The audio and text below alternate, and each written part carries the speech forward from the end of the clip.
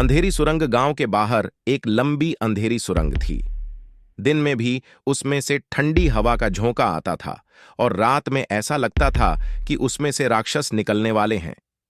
गांव के बुजुर्ग बच्चों को उस सुरंग के पास जाने से मना करते थे। वे कहते थे कि सुरंग में एक भयानक रहस्य छिपा हुआ है।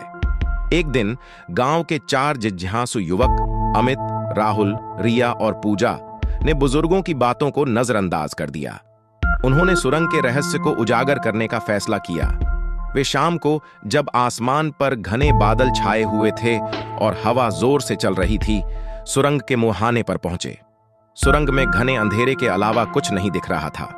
अमित ने टॉर्च जलाया, लेकिन उसकी रोशनी कुछ ही फीट आगे तक जा पाती थी। सुरंग के अंदर एक अजीब सी खामोशी थी, जिसे केवल उनके सांसों की आवाज और टपकते पानी की ध्वनि तोड़ती थी। जैसे जैसे वे आगे बढ़ते गए, सुरंग की दीवारों पर अजीबोगरीब निशान दिखाई देने लगे।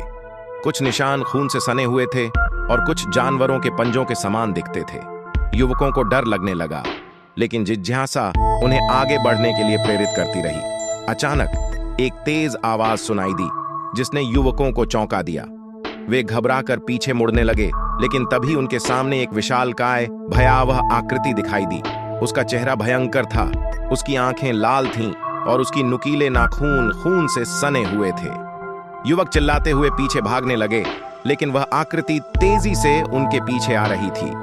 अंधेरी सुरंग में गुमराह होकर वे एक एक करके उस भयानक आकृति के हाथों शिकार हो गए। इस घटना के बाद कोई भी कभी भी उस सुरंग के पास नहीं गया।